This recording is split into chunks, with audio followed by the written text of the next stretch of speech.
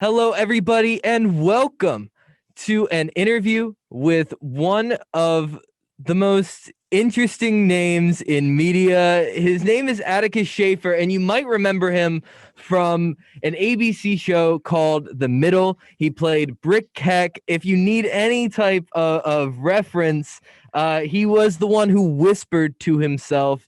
Atticus, it is a pleasure to have you on the program, just as Atticus and not as Brick Heck. Thank you so much for coming on, man. My man, thank you so much. It's such a pleasure for me to be here. This is great. And Atticus, you have taken a break from that entertainment industry, and that is something that I think is really interesting. You have started your own gaming and YouTube and Twitch channels in which you just play video games, hang out with some followers, and just have good times. Is there, you want to talk a little bit about some of your work in uh, gaming and YouTube and Twitch and sort of that journey for you? Absolutely, man. It's funny. You bring up about taking this kind of pseudo hiatus from the entertainment industry, and unfortunately, this is something that many actors and actresses have had to do. COVID was one of those situations that really revealed to everybody that no one is immune from large scale situations that might come up.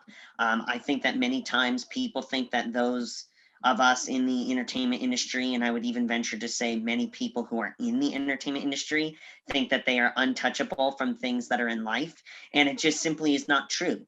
We have to obey restrictions. We are not immune people to anything. And so Hollywood did shut down for really everybody moving forward. And Hollywood has greatly changed since last year when COVID reared its ugly head.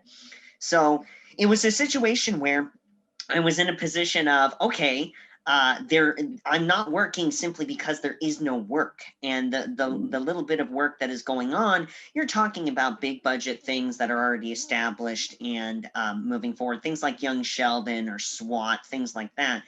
And the amount of protocol that they have to go through on shows like that is truly nightmarish and adds a whole new expense to projects like that. So I was able to do in the course of this last year, I've been able to continue with a few different voiceover jobs because it seems like animation work and voiceover work is inherently kind of protocol friendly, right? You don't really have to be amongst a bunch of people. You're not amongst a big crew of 250 people. You can be isolated and safe and many times do your work from home. So that's been a huge blessing being able to do that. But I started to look at everything and go, okay, I am by no means rich. I definitely have to keep working. I can't be Justin Bieber and retire at 19, right? So it was one of those situations where I'm sitting back and going, well, I might have to get a job at GameStop or something just to keep Right. just to keep things going, pay the bills and put bread on the table and all that stuff because it's just my mom and I. So when I started looking at that, I started to look back and go, okay, well, what's a passion that I have? And one of the passions that I have is being a creative person. Obviously, that's how I became an actor and got involved in this sort of industry. But I said to myself, well, what are the skill sets that I have that I'm qualified to do? And how can I take that and put it into something that I have a passion for? And one of the things that I remain passionate about is being a viewer of some of my own favorite content creators on YouTube and Twitch. Matter of fact, when I wasn't doing my studies on set after I graduated high school, that was how I spent my time in between scenes. You're able to shut your brain off and kind of just relax for 10 minutes in between shots. Okay, what's Meat Wagon 22 up to? What's Operator Drewski up to? And kind of check them out and see what's going on, and then go from there. So I said to myself, well, you know what? This is an area that I know, and I can take what I learned from my time in the industry and apply it to this. In my opinion, and this is between you, me, and the viewers, online is where it's at as far as entertainment. And the entertainment industry has known this for some time, and they've really been doing a lot of work to transition over to that. And you see that now more than ever. Apple TV, Disney Plus, Amazon services, Hulu, Netflix, everything. And the thing that YouTube and Twitch have at their disposal is the ability to be live and have people actually interact with the people that they're friends, that they're fans of, they follow. And so I started out on YouTube, YouTube channel of Atticus Shaffer Vlog, shameless plug. No And doubt, no doubt. You right, can plug whatever you it's want. what we do. Absolutely, it's It's free. what we It's free do. real estate here. Exactly, man. No, so Atticus Shaffer Vlogs, my YouTube channel, and I kind of lightly touched it for the entirety of my having it when I was on the show. Did a couple funny skits that I thought would be funny, and people seemed to have a good response to. Wanted to make a couple like Christian talks because I am a Christian. That's a big part of who I am, is my faith. So did different things like that from the perspective of a person my age and having those as the parenthetical.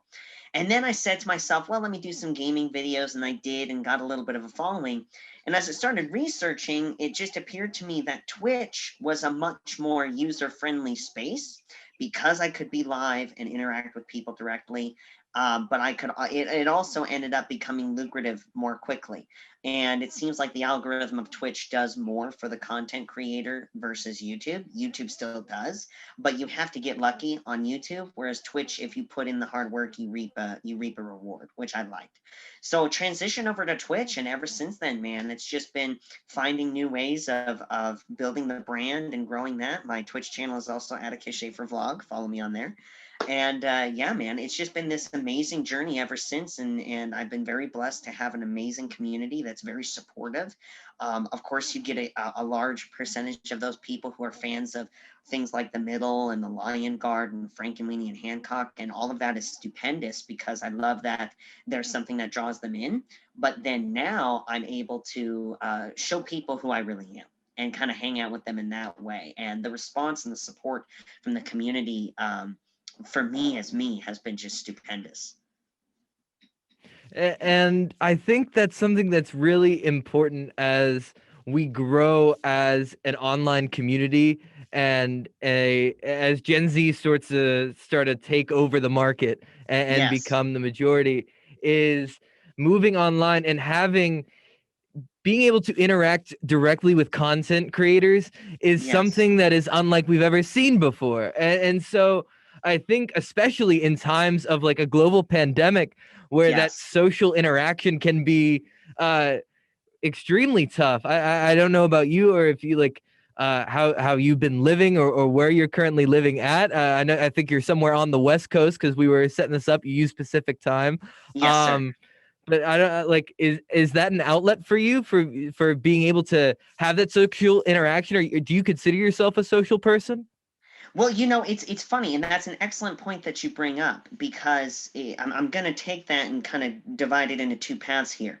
To answer your question directly, I'm a person who has balance. So I like to say I'm definitely an introverted person, and when I say that, a lot of people think that being an introvert means being a hermit. It's not.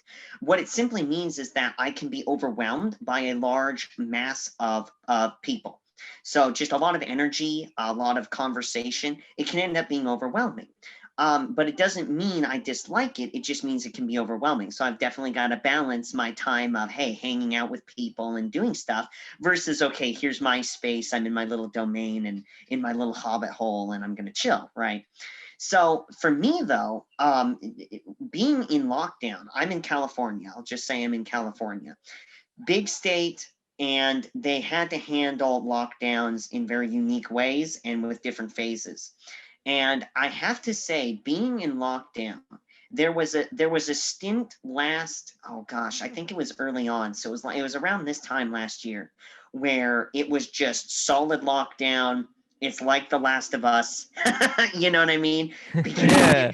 apocalypse, what's going to happen type of thing. And it really felt, it was very difficult to be locked in. There's a difference between choosing to just chill out at home, have a staycation and whatever, and then being forced to remain in your home because you need to be safe and this is what we needed to do. And so for me, having the ability to have those 2.5 hours 3 times a week, to kind of let the world be brought to me and my little world can be brought to others, and really have that support and that fellowship and that friendship to be able to get through those tough times, it definitely was a blessing for me, as I know it's been for many other people. So that definitely that definitely helped to scratch that itch of social interaction and the desire to socialize amongst people, like-minded people especially. Now, what you brought up though too, and this is a solid point, is the how Gen Z is taking over entertainment. Gen Z is really kind of coming into our own, and you're noticing the transition now between the millennial generation and our generation compared to when the millennials took over versus the previous generation. Now, the unfortunate part, sometimes one can receive flack for speaking out, but it's the reality. I've had many actors, producers, directors, studio heads convey this, and I've had this conversation many times. There are certain studios, there are certain production companies, and it's not really the big ones. They used to be big and now they're kind of ancillary, where what has ended up happening is you get these people who have the millennials. They graduated from film school, they graduate from whatever courses they wanted to do, and then now they're getting these jobs of what I call positions of power. Might be a studio head, might be a producer, might be whoever. And what's unfortunately happening is the millennial generation has this mindset that they want to give their friends a leg up, regardless of talent or deserving of a job. So what ends up happening is whether it be auditioning for roles or animation work or unit production manager, writer, whoever, what ends up happening is you get these 5 people that'll be interviewed for a job, but one of them happens to be the boss's friend, and then they end up getting the job, right? So it's more of a clique based thing that has kind of taken over certain aspects of the industry. Again, not all. There are many studios that actually look to places like YouTube or Twitch or wherever to find kind of that hidden talent. And then that's where people get noticed and can get outstanding jobs or work or their own shows even. That was how it was for me on Fishhooks with Disney. Noah Z. Jones, the creator of Fishhooks, he was discovered, he lived in Maine and he did YouTube videos of his animations. Disney found him and they're like, hey, we're going to give you a job. We're going to give you your own show. And that's how Fishhooks came to be. Now he's doing Pickle and Peanut, also a successful Disney show. So it really depends on the space. But I think that's where Generation Z is coming in, knowing inherently the value of the internet, the value of online entertainment and independent entertainment. And seeing how we're shaping that market space now, I think is very fascinating. It really is. Once again, we're talking with Atticus Shaffer. And Atticus, I have to talk about it because for the past maybe 4 or 5 months on HBO Max, I have just been binging The Middle, and it is brought because I watched the show with my family. We sat down 8 p.m. on Wednesdays on tuned in every Yes, single time on ABC, and watching it for a second time now that I'm older and because I watched it whenever I was in middle school, high school age, for sure. and I was like, man, this is just it's a great family comedy. And I want to talk about the importance of doing kids and family content correctly. Because Yes. on the internet, it can be really difficult with uh, the Spider-Man and Elsa videos of the YouTube Kids section going rampant, and where there can be just these unfiltered, endless scrollings on TikTok that can cause people to fall down rabbit holes and be really tricky. Has there ever been something or a moment where you look at a script or a role or a show and be like, yes, that is them doing it correctly, is what I'm asking. Are you talking about in reference of the show, like The Middle, or just as a whole? Well, I mean, you can use it as The Middle as a springboard. I don't know if there was anything that you guys did specifically on the show to make it just make sure that it had that family feel that could be relatable to everybody, but also not just too over the top and zany for the kids, but still heartwarming and that nougaty center that we all love at the end of the 22 minutes. You know what I mean? Absolutely. Yeah, no, that makes complete sense. I think too, exactly as you said, it's very difficult, or it's not very difficult. The reality is it's not difficult. But I think that there have been people who have made it difficult to um, cater to what people actually want. There is a group of people who absolutely love the CW, Marvel, DC type of shows, and even more so things that are on Netflix like The Punisher, Marvel shows like that, or Game of Thrones and whatever. There is an audience for that type of storytelling, but it's not for everybody, and you end up niching yourself and you niche your project even more by thinking that you need to keep in that category simply to appease a specific group of people.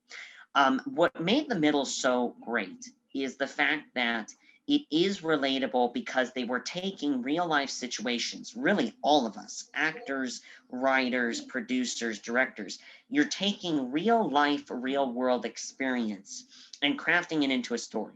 Yes, there's certain elements that they hyped up a little bit because of the comedy aspect, which you need to do. In my opinion, sometimes in real life, absurd moments do get blown up in our own minds as we experience them. So for me, even there, that was like the drawing in reality again. But I think what we really did is the fact that we chose to focus on relatability and real world issues. It wasn't a situation where it was like Roseanne, where, oh, here's this problem, let's just have them win the lottery and therefore it solves the problem. It's not like some of those older shows that while they had an interesting plot point, it started to spin out in all these different sub stories. It focused on the family and real family issues. And especially for me, Brick was a character who really, when I came into the project, he was only outlined. You had the silhouette that was loosely based on Eileen Heisler's son, Justin, and that's about it. I came in and started working with the writers and the directors to actually build and craft a real character, a character that for the audience you could see, you could touch, you could feel, you could relate to, etc. And I think that across the board is one of the things that really made the show great, is the character development that we could do now. And even in that, I definitely think that there could have been more done to make it even better than what it was. But for what it was, we ended on a relatable show that stayed true to that relatability for the most part through and through the project.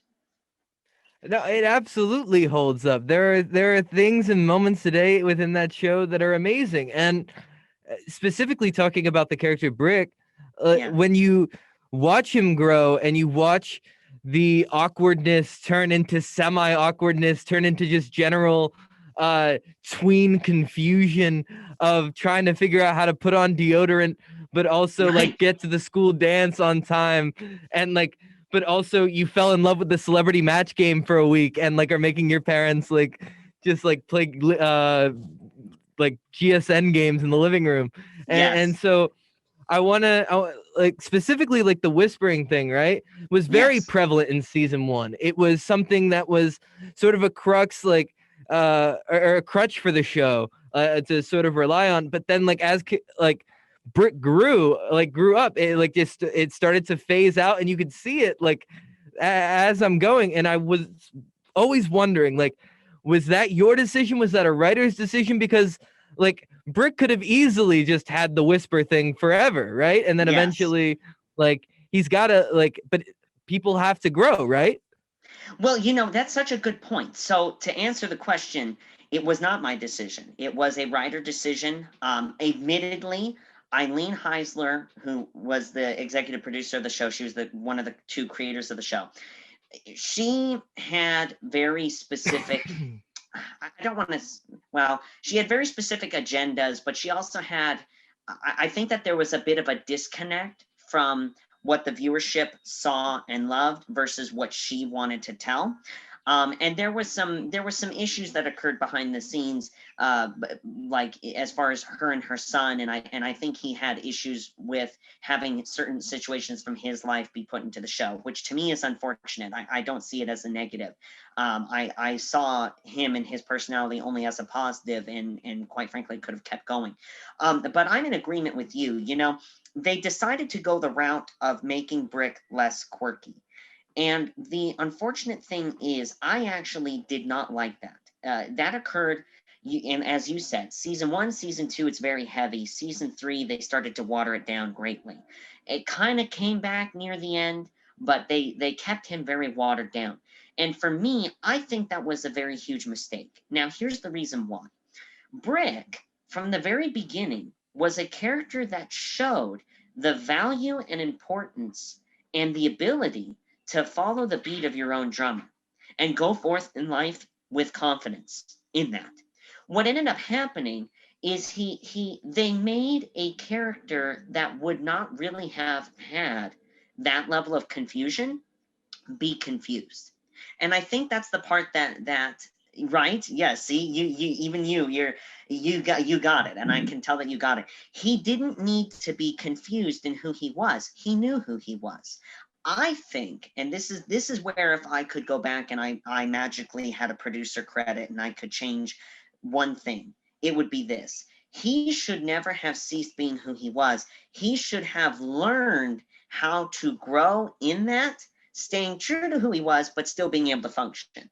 And I think that would have been the best message going forward. And there was a little bit of that in the very end of the show, in that very last scene where we flash forward and we see Brick as an adult. I won't spoil it for people, but that to me would have been the best course of action to have throughout the entirety of the show for that character.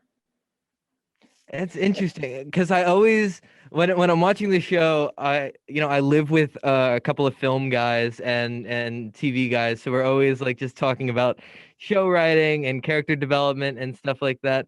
And I see a lot of the emulations in the way between the way that Brick acts and being so confident in who he is, in the same sense that Mike is so undetermined and so unbothered by everything else, and that Right. I think there was a line in the show. It was like, you're sitting with Mike at the couch and he's like, you know what, Brick, you've annoyed me the least this week. And you're like, well, thanks, Dad.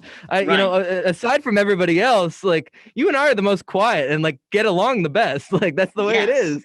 And so Yes. I think that if they, in the same sense, if you have Mike be so forthright, like, you can have that quality start to grow in Brick. And I think that's what you're getting Yes. at, right? Yes, that's exactly what I'm getting at, because Mike, and that was such a good point that you made. And that episode, you actually reminded me of that scene. That is a moment that could have been expanded upon throughout the entirety of the show. In my opinion, that would have been something where that is where Mike and Brick could have related. Brick is not physical. Brick doesn't do the sports and all that stuff. But what he could have done is taken on Mike's ability to say, I am who I am, and this is just how I am. You like me or you don't. Not in a mean way. It's in that matter of fact way that I think made it so attractive to the audience. And so that definitely could have grown in Brick, and that could have developed their relationship. And they did. They decided to instead have Mike and Sue's relationship grow, which to me didn't make sense. That was something where, while it's great to see the father-daughter relationship, and then Mike really, well, Mike and Frankie both, how they bond with each of their children. I personally think that it just they started to do things, I think, simply to see if they could do them. I'm talking about the writers. They wanted to do Right. things simply to see if they could do them, as opposed to actually allowing the story naturally unfold, and then sit back and go, well, what excellent messages could we have here? What's this thing that's been growing? Look at this chemistry between these actors. This could work, etc. Right, and I think that's something that they really explored between you and Charlie McDermott, who played Axel. Yes. Uh, that was something like that brother bond, growing from that season one all the way into like you helping him at college, trying to not fail out of classes, Right. staying up the night before, and I think that that was something that can be examined. And I think that was an area again in which covering and doing family shows and family content needs to be done in a particular way for it to Yes. not just be over the top humor and jokes for 22 minutes. And I think that's something that ABC, like with you and The Middle and Modern Family, did so well, and that's why they won all those Emmys. Unfortunately, I feel so bad. I feel like you guys like just like we're an amazing show at just like the wrong time slot, because like I feel like if any other year like you guys just didn't have Modern Family there, you guys would have cleaned up. That's a very good point that you make. And again, this is where any business has a political side, right? And it's simply because you had a bunch of people in the higher ups who they preferred, on face value, when you looked at the two pilots, they preferred Modern Family over us. So from the beginning, all the advertisement revenue went into Modern Family. If they evenly distribute that more, we would be having way more Emmys, way more awards, way more recognition, and Modern Family still would too. But like you said, it would have been more balanced. It wouldn't be all to Modern Family, and then here we are as the little show that could. Hi, we'll be here at 8 o'clock on Tuesday, you know. Yeah, it reminds me, like, I don't know, that era of television sitcoms. I think of what NBC was doing at the time when they Mhm. had Community, Parks and Rec, The Office, and 30 Rock all on a Thursday night time slot. Wednesday night was for ABC, and Thursday night was for NBC. And now we don't really have that. So shifting back, I guess, to what we were talking about with like the beginning of this conversation is, where can we look forward now, and what should we expect from content creators like yourself? Like, are we expecting enough from like our people, our celebrities that we prop up in our culture for like to be able to have that interaction, or should there be some distance between the art and the artist? That's such an excellent point, and I'm absolutely adoring this conversation. I have to tell you, because you're bringing up points that I don't think, actually, no, I know many people don't even know.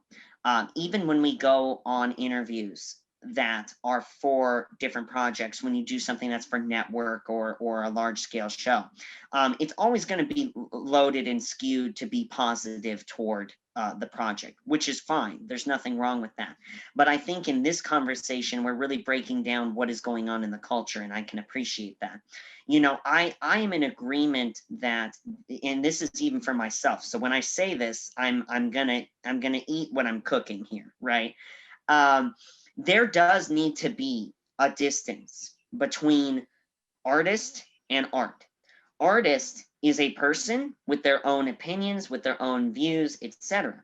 However, the art that they make, while it is an extension of them, there still needs to be just a little bit of separation between that project and who the artist is. Now, the other side of that too is you also have to understand what are the passions of the artist. And this is circling back to content creators as a whole. I think that the absolute worst thing that could be done is to homogenize content creators. So whether that be Twitch, whether that be YouTube, whether that be Vivo, TikTok, whatever it might be, whatever media platform one wants to use. If you try to homogenize these artists and these creatives, all of us, you are only going to hurt the ability to have content that you actually will enjoy, right? If everybody is homogenized into one group, if everybody is doing the exact same thing all the time, it is what is going on in the industry as a whole now in the independent realm. I think that the most beautiful thing that can be done is allow content creators to be unique and individual. And then when you find that handful of content creators that you like, support them. Whatever way that might be, even if it's just viewership, that still supports us as content creators. Support them. Because now, instead of it being a situation where you're supporting a large company that you really don't know what's going on behind the scenes, say for a show you like or a movie that you like, now you can be in control more of, hey, you know what? I really like this guy or this girl. They are outstanding content creators. They're unique and I like what they do. Therefore, they earn my support. I think that that's a great individualistic approach that also acknowledges the uniqueness of every person. If I went and dyed my hair blue and everybody on Twitch dyed their hair blue because that was the trendy thing to do, that's no longer us being unique. If everybody played Fortnite, for example, I bring this up. It's a very popular game. There is a category for it, and that's cool. But not everybody and their mother has to play Fortnite. I'm big on diversity. I play a lot of independent games. I do a lot of just chatting. Even recently, I'm big into a Japanese trading card game called Yu-Gi-Oh! I've started to stream that, me playing that game.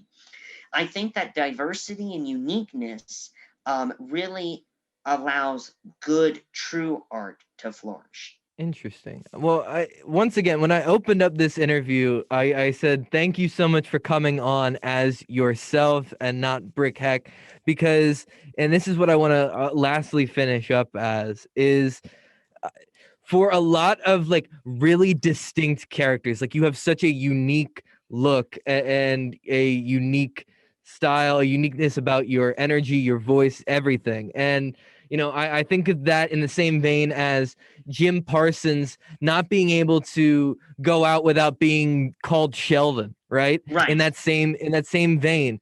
So I've always wondered, like, what is the have you found any struggle between trying to break and show people who you are, between being Atticus and show them that you still are Brick and like you still have that character inside, but you Right. are who you are at the end of the day?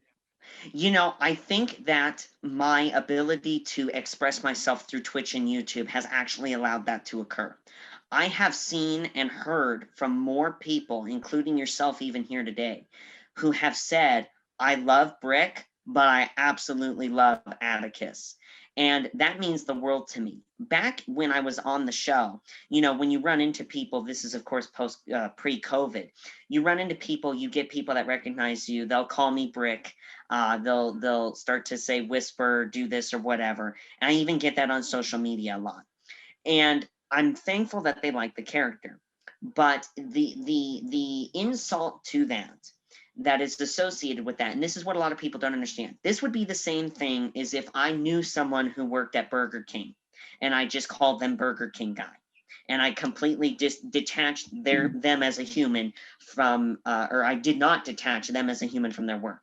So if that's the thing that people need to keep in mind. It's not that I don't like my job. I am thrilled that you love my job.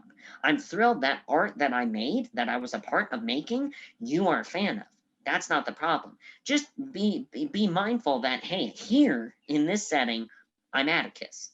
So that's definitely something that has been a struggle. That's real for dating. That's real for making friendships. That's real for the whole 9 3/4. People will take a stereotype or they take the character and they put that in the foreground and it covers my face like this.